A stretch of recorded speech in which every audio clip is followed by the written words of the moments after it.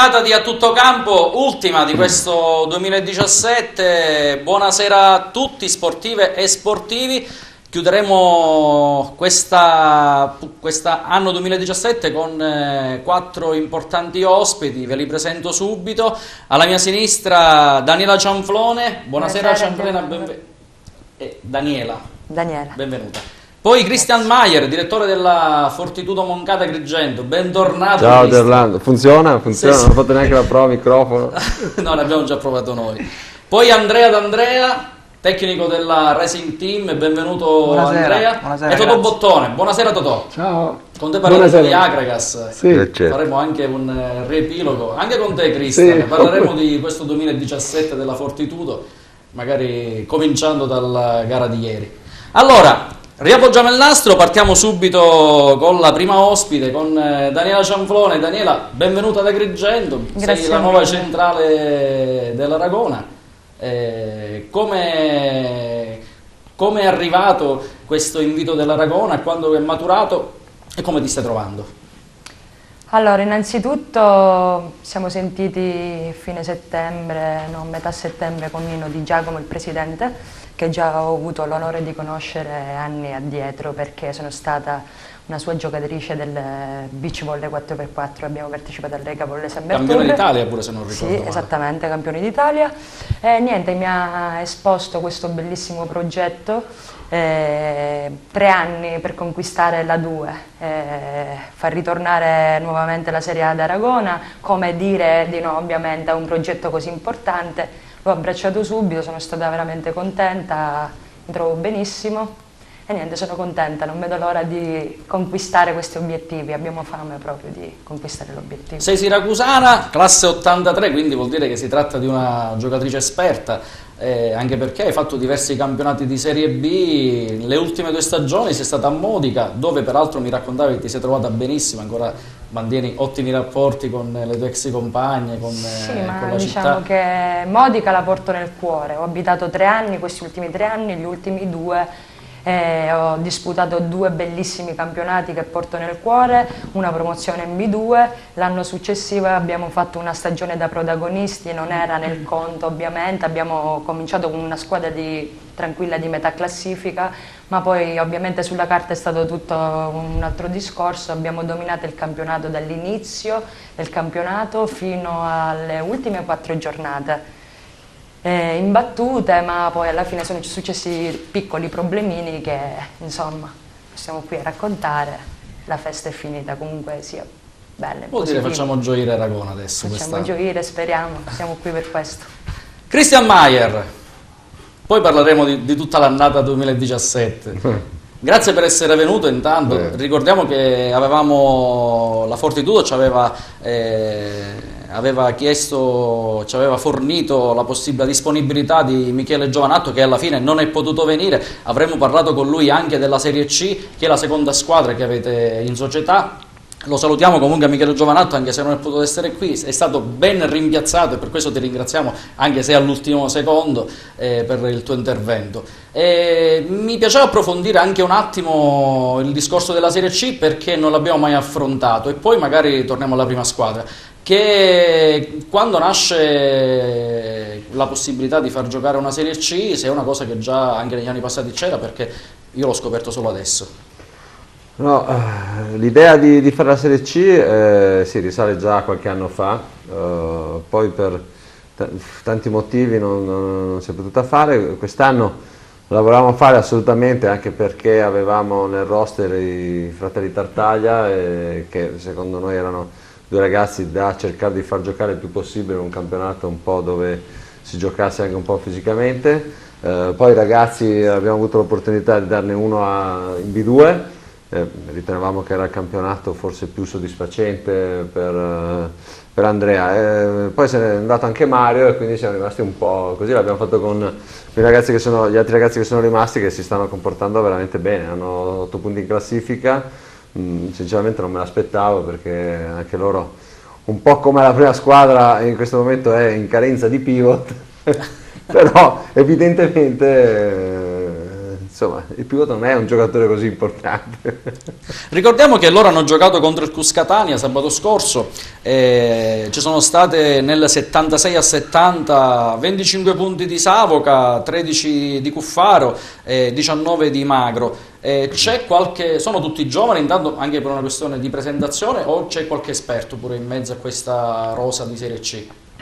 No, sono tutti ragazzi giovanissimi, credo che i più anziani siano Magro e Cuffaro, che sono del 98, gli altri ragazzi sono tutti 99, 2000, 2001. Cioè... Cuffaro è lo stesso Cuffaro che spesso vediamo sì, in prima squadra. Infatti gioca solo quando abbiamo la partita in casa, perché contrariamente è in trasferta con la prima squadra, per cui non può esserci. Ma lì c'è anche Napoli, a proposito di un altro ragazzo del 98, molto interessante, negli ultimi anni ha avuto... tra università, questo che è stato non è stato presentissimo, ma secondo me è un altro ragazzo che potrebbe tranquillamente allenarsi con la Serie A, già l'ha fatto in passato ed è un ragazzo di assoluta qualità nel playmaking.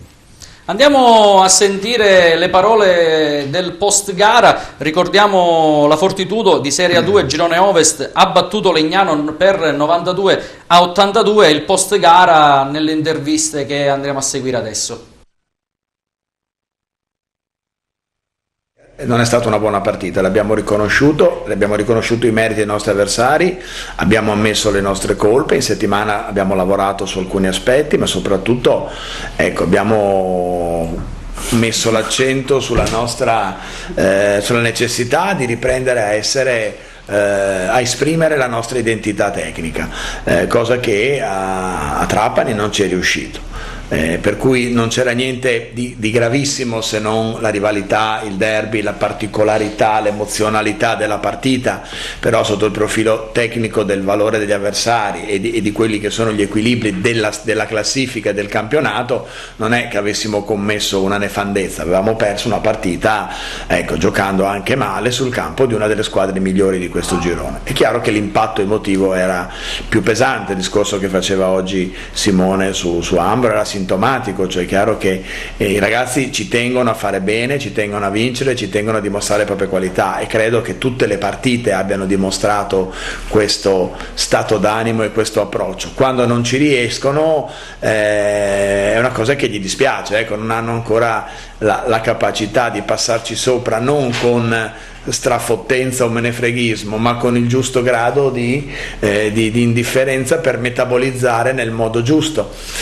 Quindi oggi direi che la risposta di Ambro prima di tutto, ma credo in generale della squadra, sia stata una risposta estremamente concreta, estremamente positiva. Abbiamo avuto una leggera flessione all'inizio del terzo periodo, ma abbiamo avuto la solita grande capacità di reazione e già alla fine del terzo periodo avevamo rimesso il naso avanti, quindi direi anche devo dire oggi in molti momenti, cioè in buona parte della gara, la lucidità di andare sugli obiettivi tattici che avevamo preparato in chiave soprattutto offensiva, questo mi ha fatto particolare piacere, insomma sicuramente la capacità di cercare di colpire là dove pensavamo che Legnano ci avrebbe sofferto un po' di più.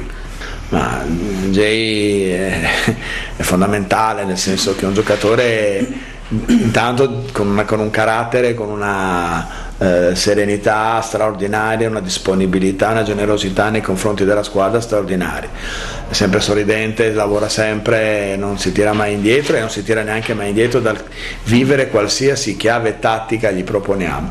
Continua a giocare 40 minuti a partita, a gestire spesso le situazioni falli con grande intelligenza, a marcare i 5, a marcare i 3, a marcare i 4, a prendere i balzi. Voglio dire, è un giocatore che per la sua duttilità tattica, per la sua mentalità, è un giocatore per noi assolutamente fondamentale, oggi ancor più dell'inizio del campionato, quindi è chiaro che va anche gratificato, perché tutto il lavoro che fa è un lavoro, cioè noi i primi 2 giorni della settimana Jay è affidato al nostro masso fisioterapista che deve rimettercelo in piedi per la seconda parte della settimana, quindi insomma. Molto molto buona, perché volevamo reagire da una sconfitta del derby che per noi era molto pesante, e quindi siamo stati bravi.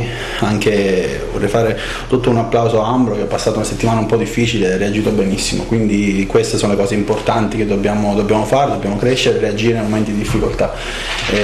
Oggi ci siamo riusciti, perfetta non lo so, loro sono sicuramente un'ottima squadra, quindi noi non possiamo guardare chi abbiamo davanti, noi dobbiamo vincere ogni partita in casa, perché già ne abbiamo persa una e per noi è stato molto, ogni volta è sempre più faticoso vincere fuori casa, quindi bisogna sempre fare un percorso netto in casa. No, io guardo due partite e mi sento a casa, io sono un giocatore così, che vive molto sull'entusiasmo, quindi se faccio questi gesti laterali tra virgolette perché inizio a sentirmi a casa, li facevo sempre a Pescara e mi sembra, lo faccio con il cuore, non per fare tra virgolette protagonista o cose così. È stato bravissimo a reagire, qui si vede il carattere di un giocatore e di una persona, perché tutti quanti possiamo sbagliare. Quindi lui non ha sbagliato, però tutti quanti possiamo fare una partita bella, meno bella, e lui ha sofferto molto questa cosa in settimana, però ha reagito come un grandissimo giocatore. Ferguson è un fuoriclasse per questa categoria, quindi è forse l'unica partita che abbiamo veramente floppato del tutto, e da lì siamo ripartiti per lavorare meglio, perché quando un giocatore tu lo prepari una settimana su di lui e fa 30 punti vuol dire che hai sbagliato tutto, e se lui fa 30, se fa 45 loro vincono sempre, quindi però noi adesso non dobbiamo pensare più a Biella, l'importante è vincere sempre. La settimana scorsa ritorniamo al tema di oggi, il 2017 è stato un anno strepitoso per un giovanissimo agrigentino nel mondo del rugby, e ricordiamo Giovanni Licata. Lo abbiamo al telefono. Giovanni, benvenuto. Ciao, grazie. Giovanni, è stato un 2017 strepitoso per quanto ti riguarda? Sì, è stato abbastanza indimenticabile, mettiamola così. Guarda, se vogliamo analizzare, c'è stato l'esordio con le Zebre in Pro 14, che sarebbe, per chi non segue molto il rugby, una sorta di Champions League del calcio, giusto? Sì. Poi l'esordio in nazionale, emozionante, ne parleremo tra qualche istante, e poi ieri, domenica, l'esordio nella Serie A di eccellenza. Se tu volessi fare una graduatoria di questi 3 importantissime prime volte, come la stileresti questa classifica? Beh, ovviamente prima la nazionale, cioè fare un esordio a Catania, che non si giocava da 23 anni con la nazionale a Catania, riuscire a esordire in casa e vincere, penso sia una cosa più unica che mai. Poi, sì, continua. Beh, poi metterei alle pari tra l'esordio con le Fiamme e l'esordio con le Zebre, per me sono importanti tutte e due come squadre, perché alla fine le Fiamme mi hanno dato la possibilità di esordire con le Zebre, senza di loro non avevo mai avuto la possibilità, quindi sono felice di stare in entrambe le squadre, diciamo. Giovanni, sei d'accordo se dico che l'esperienza che hai maturato a inizio stagione con le Zebre ti ha spalancato le porte della nazionale? Cosa? Sì. Sì. Anche perché ricordo in nazionale ti sei ritrovato sia con alcuni compagni di squadra delle Zebre. In nazionale eravamo una dei 10 giocatori delle Zebre, infatti mi sentivo molto in squadra, anche comunque sia anche ragazzi che non conoscevo mi hanno accolto benissimo.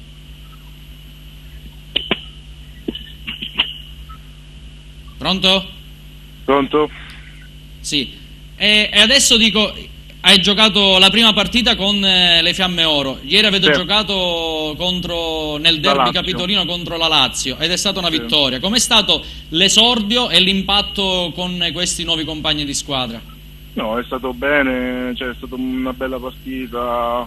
Ovviamente non conoscevo benissimo lo schema di gioco, mi sono dovuto fare un po' alla mano, diciamo così, ma abbiamo vinto. Adesso con la partita di ieri, che valeva come Coppa Italia, ci siamo qualificati per la finale di Coppa Italia. Abbiamo un'altra partita, sempre un derby questa settimana, che vale come partita di campionato d'eccellenza, e la giocheremo in casa loro. Giovanni, sei stato ovviamente, soprattutto durante il periodo in cui hai giocato in nazionale, sei stato accostato al capitano della nazionale, quel grandissimo giocatore che risponde al nome di Sergio Parisse. Sì. Per te ovviamente immagino sia lusinghiero essere accostato a questo giocatore, però in molti sostengono che tu sei il suo erede. Beh, ovviamente quello che sostiene la stampa e tutto, io non do conto solo a quello che posso fare io, non sto lì a vedere cosa scrivono, cosa non scrivono.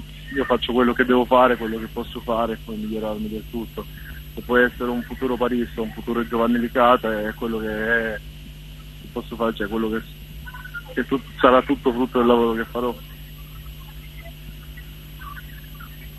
Va bene. Giovanni, ti ringraziamo e ti aspettiamo appena scenderai a casa, a Favara, dove Grazie ovviamente hai un grandissimo seguito che non appartiene solo alla tua famiglia, ma anche ad Agrigento con i tuoi ex compagni di squadra. Sei praticamente il primo giocatore agrigentino che va in nazionale e che gioca a questi grandissimi livelli. Per questo ti auguriamo di continuare così e ti aspettiamo qui in trasmissione. Grazie mille, buone feste. Ciao. Ciao, auguri di buon Natale, di buone feste anche a te. Ciao.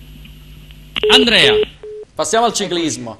Ecco, Giovanni Licata è attualmente l'eccellenza nel rugby, ma è anche da stimolo per tutto il movimento sportivo agrigentino. Ma c'è la Racing Team che non è da meno, perché fa un lavoro abbastanza importante con i ragazzi per la crescita dei ragazzi. Assolutamente sì.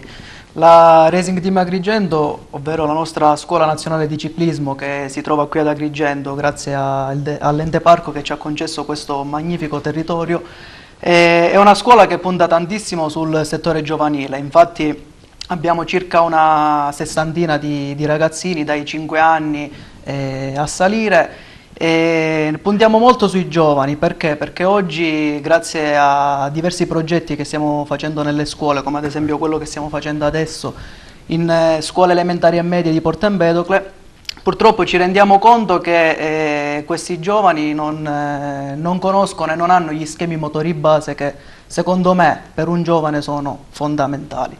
Quindi puntiamo molto su di loro e facciamo un lavoro costante di crescita sia sul nostro campo di gioco, ovvero il terreno del cross country che sono le zone boschive, ma anche con attività nelle palestre. Infatti abbiamo in concessione una palestra in cui facciamo quotidianamente, possiamo dire, attività ludico-motoria con bambini dai 5 anni ai 12 anni, che credo sia la fase principale per un ragazzo, la fase di sviluppo principale per un ragazzino in cui apprendere appunto questi schemi motori. Il nostro impegno è costante, dal 2010 è nata questa associazione che poi è diventata appunto una scuola riconosciuta dalla Federazione Ciclistica Italiana. Abbiamo diversi atleti che che vengono molto valorizzati dal contesto in cui si trovano, perché comunque avere a disposizione un terreno così magnifico, così spettacolare come quello che abbiamo qui nella Valle dei Templi è qualcosa di unico. Quindi per questo dobbiamo esserne sicuramente grati.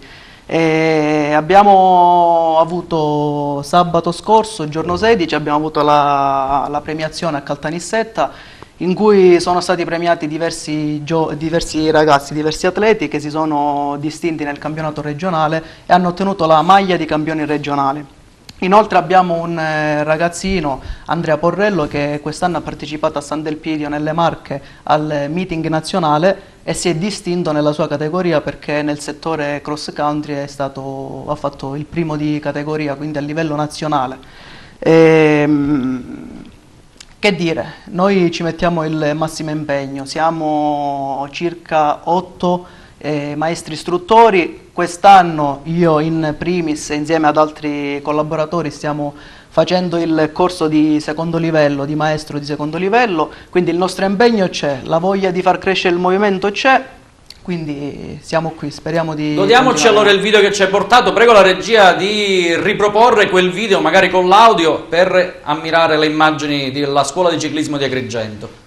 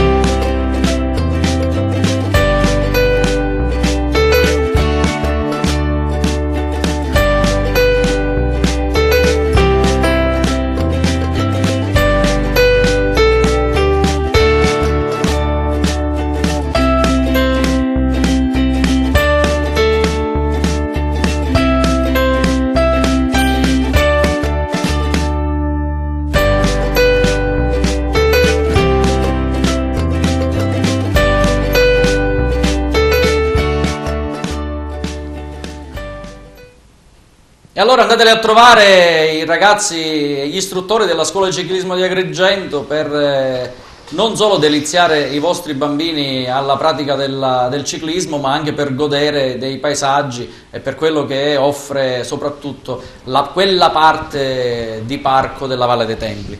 Totò, e siamo al calcio. Ce lo siamo lasciati per ultimo, sì, perché per ora, diciamo, non ci sono tantissime gioie, non si fa altro che parlare di società, meno di calcio giocato, anche se ricordo l'Agragas in questo fine settimana ha osservato un turno di riposo, giocherà venerdì alle 16:30 allo stadio De Simone di Siracusa in casa contro il Matera che ieri sera ha battuto su calcio di rigore 1-0 la Casertana, una gara che probabilmente non avrebbe nemmeno meritato di vincere, Matera che ha battuto con un gol di Strambelli, tra l'altro espulso per la gioia dei tifosi dell'Agragas, che Strambelli ogni anno ci fa sempre gol e ci fa sempre male. Totò, da che cosa vogliamo partire? Partirei da quello che si è sentito stamattina e letto sul fatto che la società Agragas, a quanto pare, ha dato il via libera al comune di partecipare al bando per finalmente ristrutturare lo stadio Seneto, fornendo dell'impianto di illuminazione e del terreno in erba sintetica. Il rifacimento del manto. Questo è una buona notizia, ma che ha sempre quel retrogusto amaro, perché ha una medaglia a doppia faccia, nel senso che da un lato è un fatto positivo che finalmente lo stadio Seneto verrà dotato di queste necessarie migliorie, però dobbiamo anche dirci che i tempi saranno quelli che saranno, quindi parliamo di qua a 2 o 3 anni, almeno perché per partecipare non si sa, perché c'era in itinere un progetto che aveva tutti i requisiti, un progetto tecnico già esecutivo, e ora non sappiamo se verrà utilizzato, ma non credo. Questo progetto, che già era pronto e aveva tutto l'iter, era consumato, mancavano solo i soldi per poterlo mettere a realizzarlo. Ora non so, praticamente quello di stamattina, quello della giunta comunale, soltanto secondo me, ecco, un atto di indirizzo, di volontà di in effetti fare. Anche perché ipotizziamo che domani mattina spuntasse un imprenditore facoltoso che volesse mettere mano al progetto, quindi secondo te non si bloccherebbe?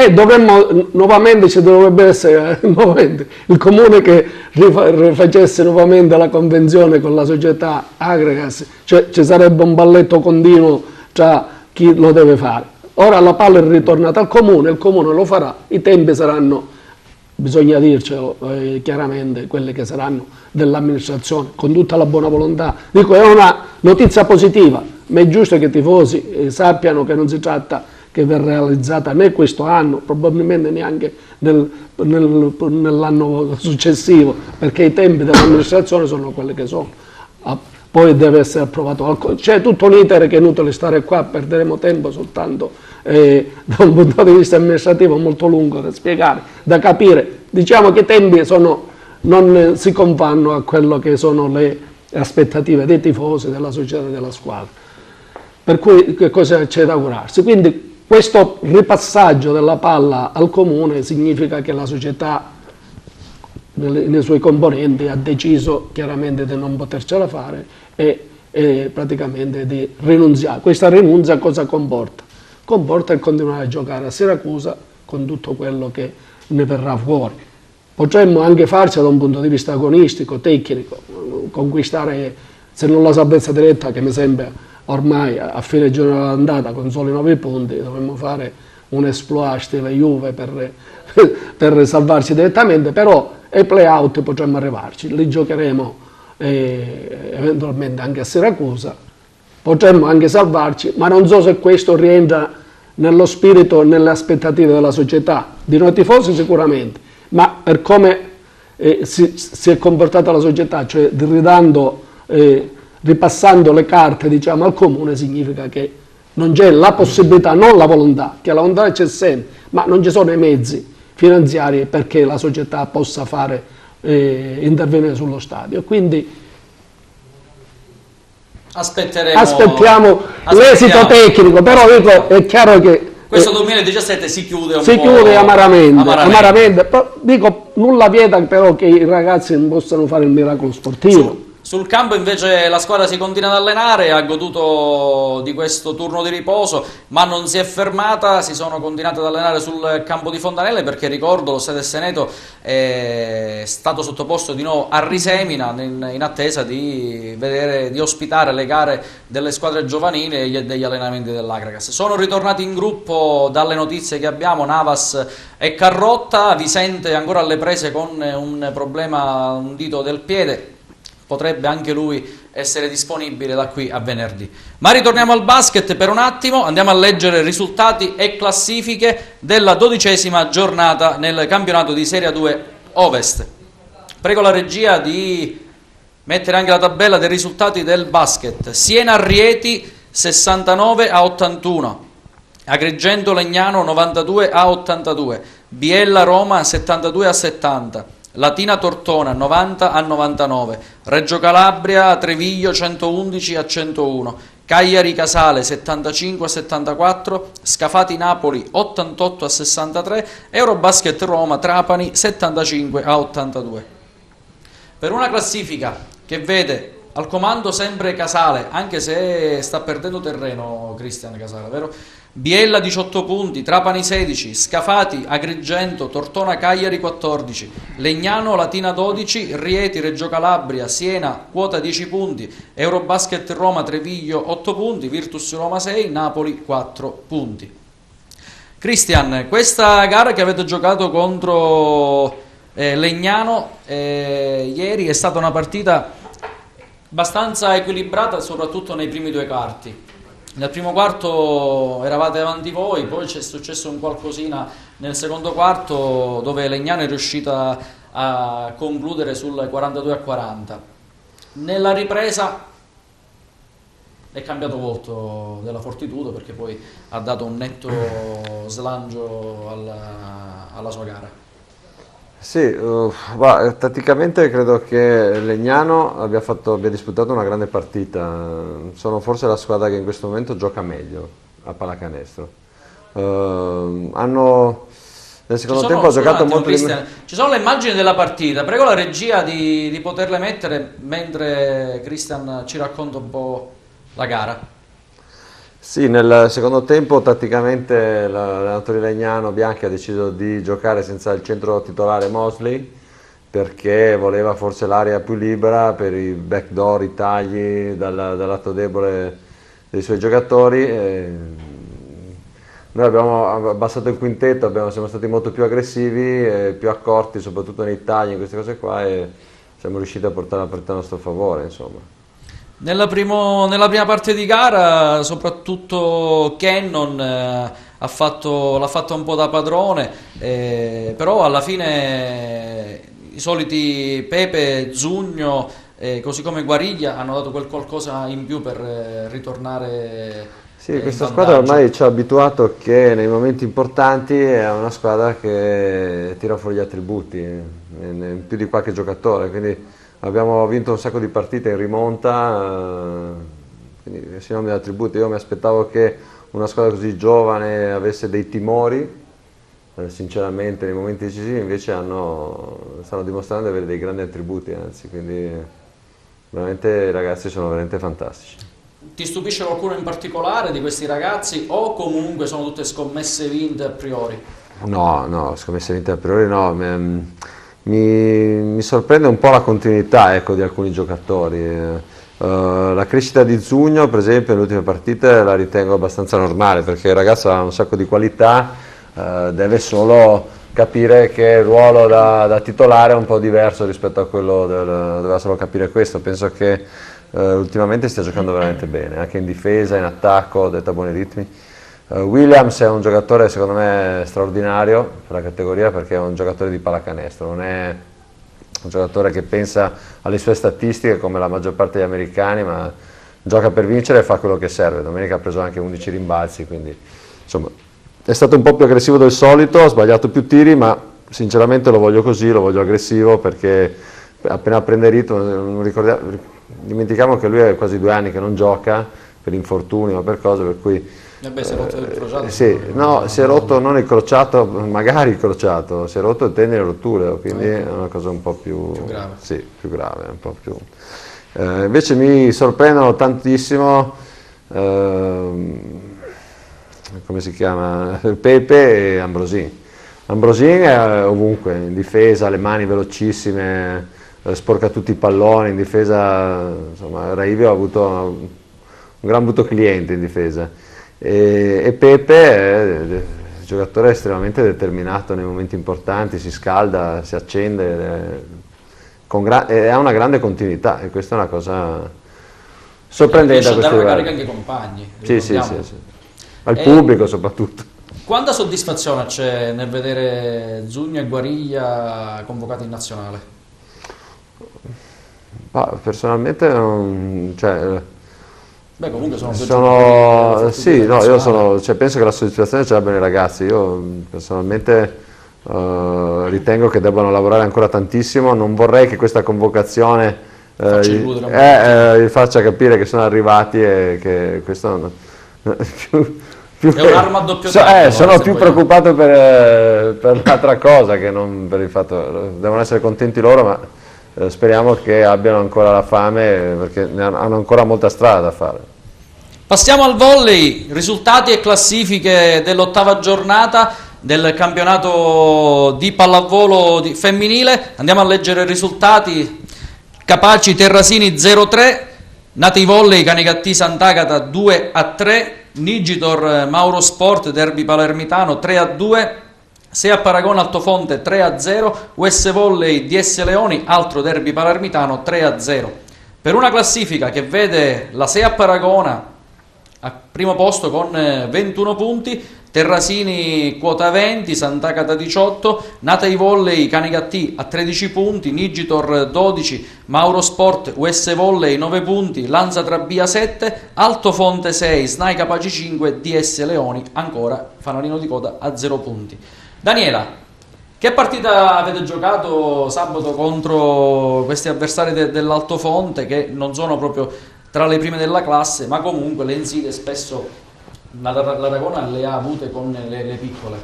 Che gara è stata sabato? Guarda, al di là del risultato netto 3-0, devo dire che la nostra squadra col tempo sta avendo dei margini di miglioramento veramente netti. I risultati si vedono perché nelle ultime 3 partite abbiamo fatto 3-0, 3-0, 3-0. Siamo ancora un pochettino contratte, ecco. Questo non so se è un'insicurezza a livello proprio mentale, perché comunque tecnicamente è una squadra di categoria superiore, ecco. A parte il Terrasini, che c'è qualche giocatrice che si contraddistingue perché ha militato comunque in categorie superiori, ma noi abbiamo un sestetto base veramente che fa paura, sia fisicamente che tecnicamente. Dobbiamo sicuramente cercare di migliorare il discorso di essere proprio consapevoli, di essere una squadra forte. Certe volte entriamo un po' così intimorite, con la paura forse di vincere, perché non ci nascondiamo che dobbiamo vincere questo campionato, quindi magari una squadra come l'Altofonte, comunque una squadra di metà classifica o le altre squadre entrano un po' più sbloccate, mentalmente serene, perché comunque non hanno nulla da perdere. Mentre noi, avendo questo obiettivo da raggiungere, possiamo essere anche un pochettino spaventate il fatto anche di perdere un solo set, ecco. Tu hai avuto già altre esperienze di campionati vinti, ricordiamo sia a Modica un campionato vinto dalla C alla Serie B, a Gela dalla B2 alla B1, ma hai anche a Matera un campionato vinto dalla B1 alla Serie 2, quindi comunque nel tuo caso si tratta di esperienze a vincere, quindi che fanno comunque bene a quello che è l'umore della squadra, perché è normale che se vuoi vincere un campionato normalmente ti attrezzi con giocatrici che sono abituate a vincere. Sicuramente. Diciamo che ogni anno ho sempre calcolato il discorso di scegliere una squadra dove approdare, proprio una squadra che abbia degli obiettivi. Mi scoccia giocare in situazioni dove tu stai lì e se si vince, si perde, si perde. Comunque è bello avere durante il campionato un obiettivo e per questo appunto durante la mia carriera mi ha portato sempre a navigare nelle squadre che sono state sempre protagoniste, come ad esempio il Matera, che porterò sempre nel cuore, un'esperienza veramente infinita con giocatrici di altissimo livello. Gela, è stata una bellissima esperienza, 2 anni di cui una finale playoff persa e subito l'anno successivo una B1 conquistata. Ecco, sicuramente giocatrici d'esperienza fanno bene alle giocatrici piccole, ma anche penso che le giocatrici piccole fanno bene alle giocatrici di esperienza. Anche perché Aragona, ricordiamo, ha un vasto settore giovanile dove sin da piccoline vengono avviate allo sport e sono praticamente le prime sostenitrici della prima squadra. È una grande famiglia quella dell'Aragona, che non si limita solo alla prima squadra, alle 12, alle 13 che siete, ma un gruppo abbastanza corposo da dove spesso la prima squadra attinge a diverse compagne tue, soprattutto quelle locali, provengono dal settore giovanile. Ne parliamo tra un poco, adesso mandiamo la pubblicità e ci vediamo tra pochissimi secondi.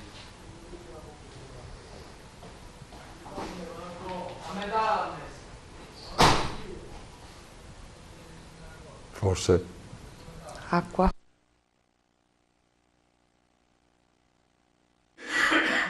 Hai un immobile da vendere? Cerchi casa? Ti serve un ufficio, un locale commerciale o cerchi un terreno? Biro Affare è l'agenzia immobiliare che fa per te, attenta alle necessità di venditori ed acquirenti. Vieni a trovarci a Favara oppure vai sul nostro sito. Troverai assistenza, competenza e cortesia e l'affare immobiliare che cercavi.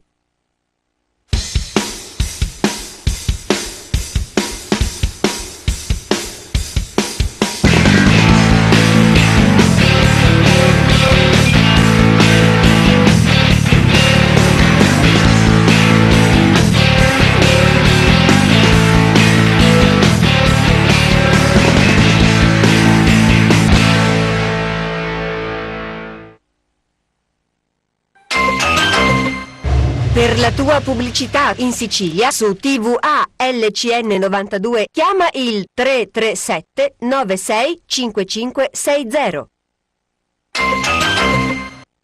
Non potete rifiutare, no?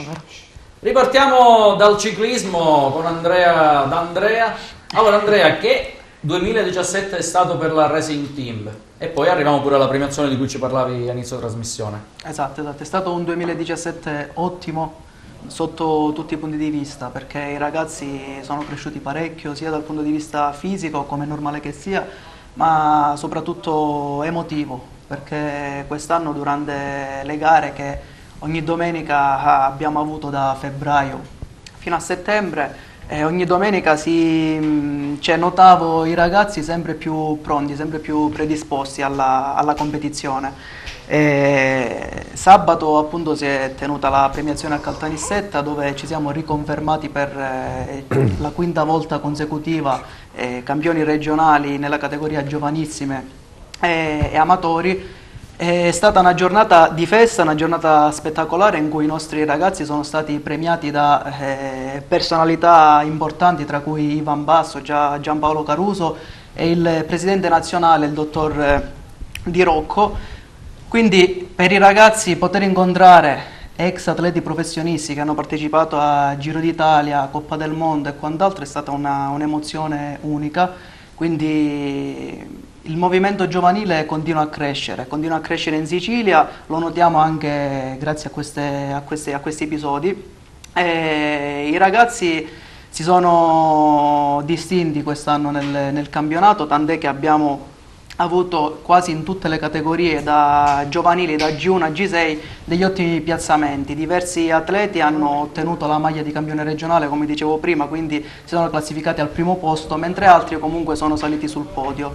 L'impegno è stato di tutti, di tutta la squadra, di tutti gli atleti e soprattutto dei genitori che costantemente ogni domenica si sacrificano per appunto accompagnare i ragazzi.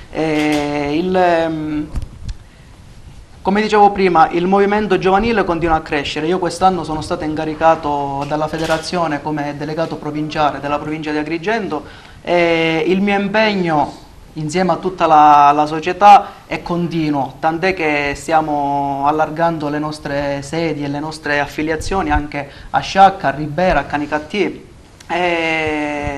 Quindi il movimento c'è, continua a crescere, i risultati fortunatamente arrivano. Dico fortunatamente in che senso? Nel momento in cui non fossero arrivati ci saremmo dovuti, diciamo, fare degli interrogativi, perché Bisognerebbe poi andare a capire se non arrivano per cause centrali della squadra, quindi direttori sportivi, gli atleti, gli allenatori o altro. Quindi ottenere anno dopo anno questi traguardi è qualcosa di grandioso. Infatti il nostro direttore sportivo Totò D'Andrea sabato la sua felicità era indescrivibile, perché comunque si spende molto. Raccogliete anche i frutti di un lavoro. Sì, di un lavoro, certo, sì, devo dire duro, perché comunque è uno sport che non si pratica all'interno di una stanza o comunque in un campo di calcio chiuso in cui due coach, due mister riescono, diciamo, a gestire anche un numero elevato di ragazzi. Praticare questo sport con delle bici in terreni tortuosi dove il pericolo e il rischio affascinanti ma anche pericolosi, è assolutamente sì, affascinante sicuramente, ma pericoloso. Quindi raggiungere questi obiettivi ci rende veramente, veramente orgogliosi.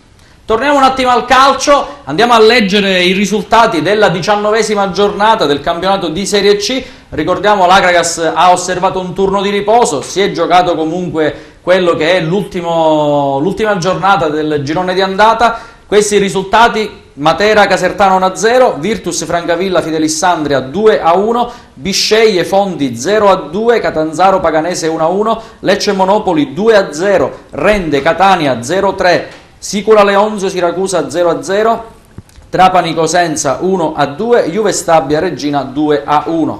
Riposava appunto l'Akragas. Per una classifica che vede Lecce al comando con 41 punti, Catania 38, Trapani 35, Siracusa 31, Virtus Francavilla 28 punti, Matera quota 27 con 2 punti di penalizzazione, Rende Juve Stabia Catanzaro quota 25, Monopoli Bisceglie Cosenza a 23, Racing Fondi a 21, Sicula Leonzio 19, Regina 18, Paganese 16, Casertana insieme all'Andria 15 punti, Fidelissandria penalizzato di 1 punto, in fondo alla classifica l'Akragas con 9 punti e 3 punti di penalizzazione. Nel prossimo turno l'Akragas riceverà, come vi dicevo inizio trasmissione, il Matera che adesso ci presenterà nell'ospite che abbiamo telefonico in questa seconda telefonata, Antonio Mutasci. Benvenuto Antonio. Buonasera a tutti voi. Allora Antonio, ieri sera il Matera ha vinto una partita che però io ho visto in parte, mi è sembrata abbastanza equilibrata, forse contro la Casertana, forse sarebbe stato più giusto un pareggio. Come l'hai vista questa gara? Come l'hai vista il Matera? Forse si tratta della prima volta in questa stagione in cui il Matera viene messo sotto dall'avversario per molti minuti. E, come hai detto tu, sicuramente il pareggio forse era stato più giusto, però il Matera... Antonio, ti chiediamo la cortesia se ti puoi avvicinare di più al telefono, perché facciamo fatica a sentirti. Sì, dicevo, tante attenuanti per il Matera per via delle tante assenze, sia per squalifica che per infortuni. L'ultima assenza è da quella di Urso, in pratica non ha giocato... Antonio, scusami, ti richiamiamo tra qualche secondo perché c'è qualcosa che non va, facciamo fatica a sentirti. Tra qualche istante ti rimettiamo di nuovo in diretta. Ok, a dopo. Allora, proseguiamo, adesso riproveremo questo collegamento, ritornando ad Andrea. Andrea, poco fa stavamo parlando della scuola di ciclismo.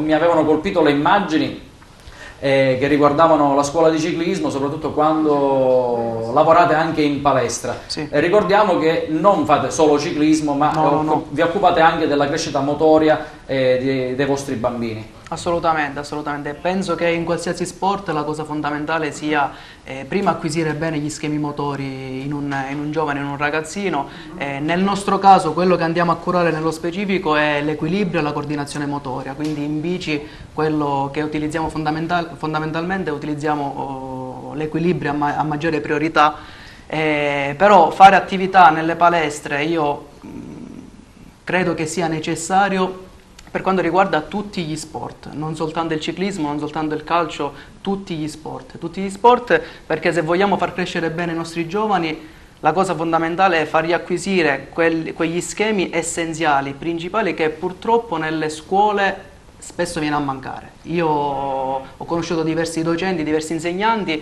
alcuni veramente molto validi con cui ho approfondito questi discorsi. In altre scuole, in altre realtà, in altri contesti purtroppo viene a mancare, soprattutto oggi che i ragazzi tendono a fossilizzarsi su un divano, un PC, un cellulare. Ritendiamo con Antonio Mutasci, vediamo se siamo più fortunati adesso. Antonio? Io ci sono, voi sentite? Adesso sì. Oh, perfetto. Io già non ci sento da un orecchio, figuriamoci se riusciamo. Allora, Antonio, stavamo parlando della gara di ieri sera. Io a malapena ho sentito che la Casertana forse è stata la prima squadra che ha messo sotto il Matera.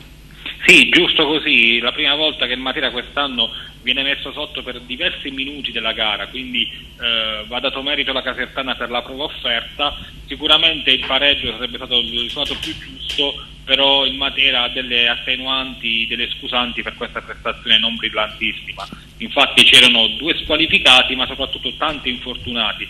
Si pensa che l'ultimo è stato proprio Urso a farsi male nella rifinitura del sabato, si capisce quanto il Matera era, diciamo così, deficitario. In panchina c'erano solamente i 2 portieri e 4 attaccanti, per farti capire com'era la situazione del Matera ieri, tant'è che per perdere un po' tempo si è anche addirittura sostituito Sartore, che era appena entrata da 15 minuti, con un altro attaccante, Dammacco.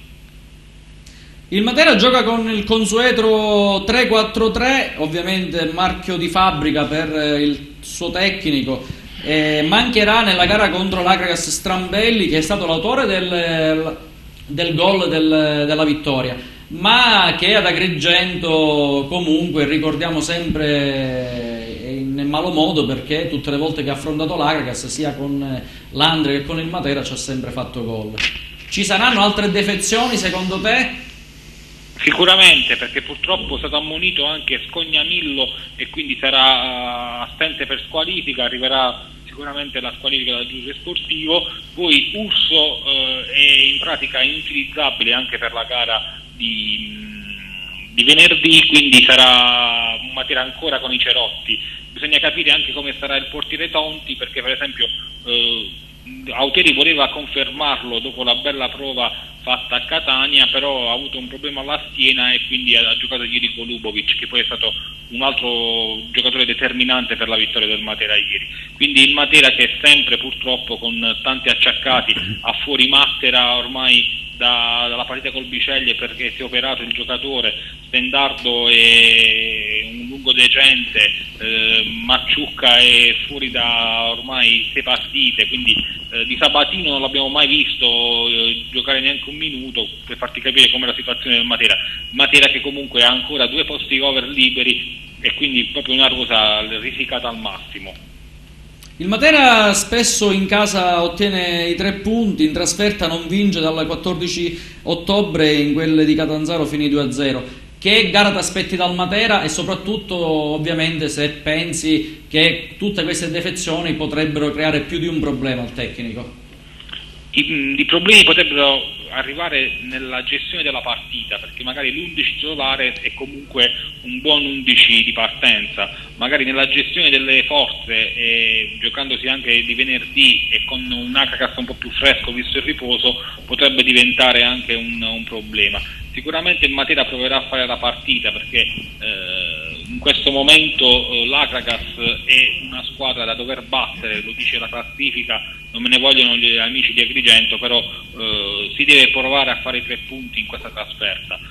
Sicuramente il Matera deve cercare la sua vittoria per provare a rimanere nelle zone alte della classifica.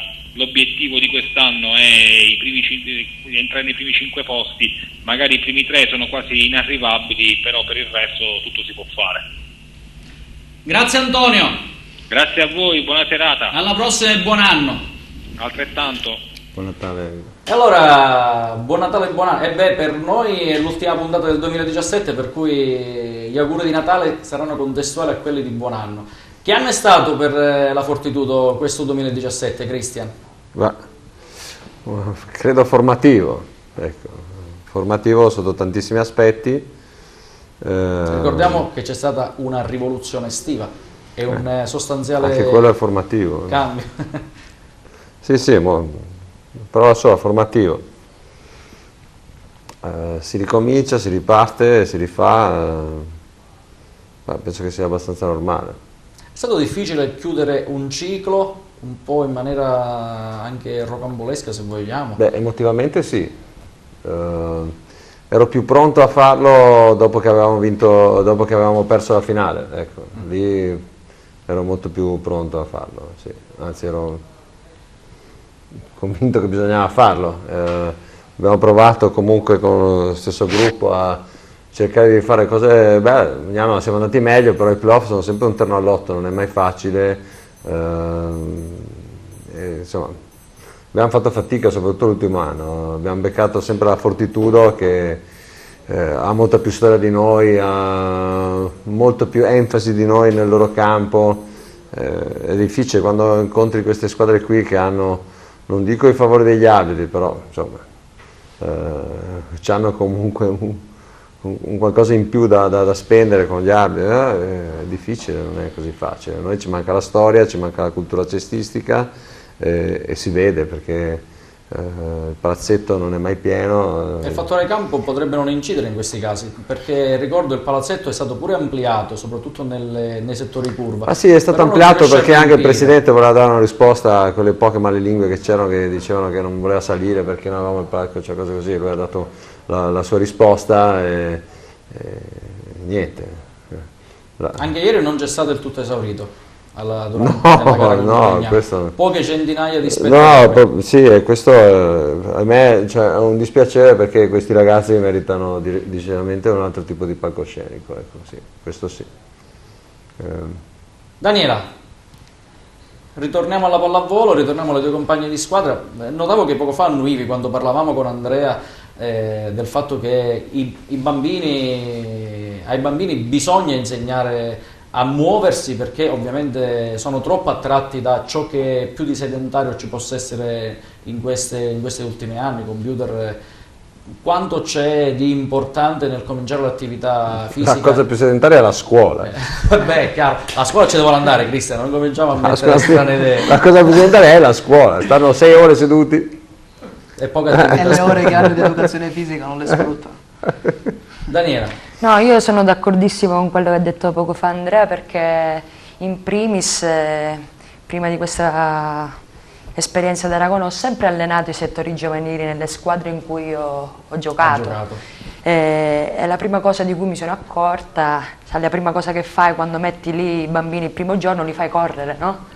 Vedevo bimbi che veramente avevano tantissimi problemi anche a correre e mi sono messa le mani nei capelli e ho detto adesso cosa devo fare? E c'è tanto lavoro. C'è stato veramente tanto lavoro di coordinazione, giochini, per anche spronarli, perché non era solamente il discorso, come dice lui, di attività motoria che manca, proprio il discorso anche di volontà. I bimbi di oggi non hanno più voglia di giocare. C'è qualche genitore che dice non me lo faccia sudare che poi dopo prende freddo. No, a proposito, dico, noi conosciamo la Fortitudo come scuola di Serie A, però non t'ho mai chiesto se fate anche attività con i piccolini. Certo, abbiamo 7 squadre, sì, no, facciamo come numero, ma questa è una buona attività. Ma da che età partite, Cristian?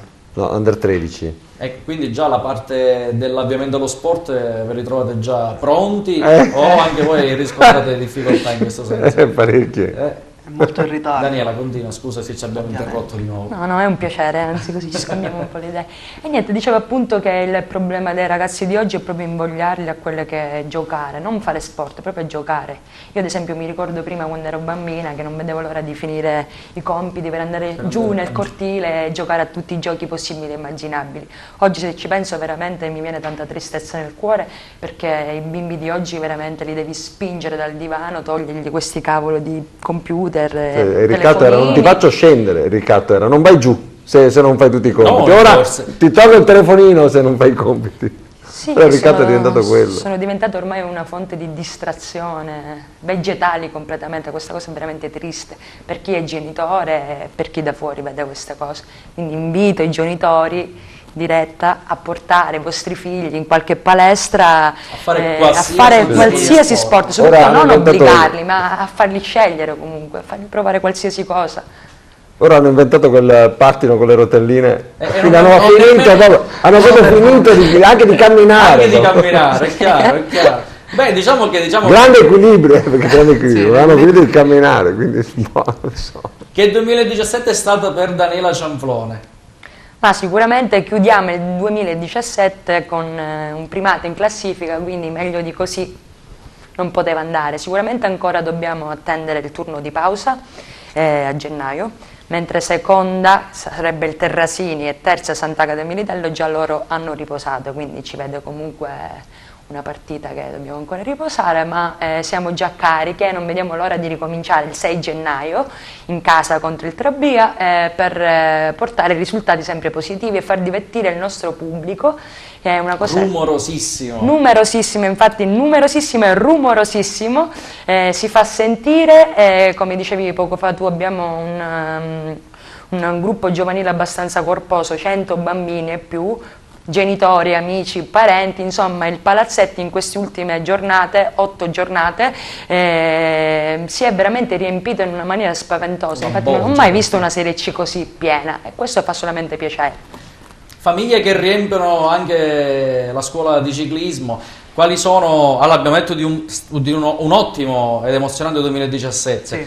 Da cosa si ricomincia per il nuovo anno? Ma si ricomincia, cioè noi già abbiamo ricominciato da settembre con gli allenamenti, ora nel periodo più freddo ci dedichiamo appunto all'attività in palestra, attività ludicomotoria, e si riparte a... Che svolgete dove, Andrea, scusami? Presso la palestra dell'istituto Rita Levi Montalcini, nel villaggio Museo. Perfetto. Si riparte con la prima di campionato a fine febbraio, inizio marzo, a breve uscirà il calendario. E si prosegue per tutto il 2018. Speriamo alla grande come ogni anno e soprattutto che si divertano i nostri ragazzi, perché il divertimento sta alla base. Beh, chiaro. Nella pallamano si giocava l'11ª giornata, la pallamano Girgenti ha giocato ad Alcamo, incappata in una sconfitta. Andiamo a leggere i risultati di questo 11° turno. Chelona Cus Palermo 30-24, Team Alcamo Girgenti 24-20. A Enna Mascalucia 19-22 si deve giocare il Giovinetto Marsala Messina. Per una classifica che vede Mascalucia e Chelona a braccetto al primo posto di questo campionato di Serie A2, la Enna quota 15, Girgenti 10, Team Alcamo 8, il Giovinetto e il Cus Palermo quota 6, Messina 3 punti. Ricordiamo che in questa Serie A2 le prime 4 faranno i playoff e le ultime 4 retrocederanno in Serie B. Cristian, ci accingiamo anche con la pallacanestro, non so se questa era l'ultima partita dell'anno, se ce ne sarà un'altra, cosa vi aspettate da questo 2018? Innanzitutto non è l'ultima partita dell'anno, ne abbiamo altre 2, ma sono 2 trasferte, una a Napoli e una a Reggio Calabria, il 23 e il 29. Mi aspetto niente di particolare, speriamo che non ricominciamo, ma che continuiamo quello che stiamo facendo adesso. Che secondo me stiamo facendo veramente delle grandi cose. I ragazzi, ripeto, sono veramente spettacolari. Allora, vi ringraziamo voi per essere stati presenti. Daniela Cianflone, centrale della SEA Paragona, grazie per essere intervenuta. Grazie a te. Cristian Maier, direttore sportivo della Fortitudo, grazie Cristian. Quando abbiamo iniziato questa nuova stagione di puntate di A Tutto Campo, chiudiamo il 2017. Andrea, bentornato e ti aspetto per le prossime in altre occasioni. Salutiamo Carmelo Lentini, che anche oggi ha avuto degli impedimenti. Auguriamo a tutti voi un sereno Natale, un buon fine anno. Ritorneremo nel 2018, non sappiamo ancora se nella prima o la seconda settimana. Intanto vi auguro buone feste, serenità a voi e alle vostre famiglie. Arrivederci.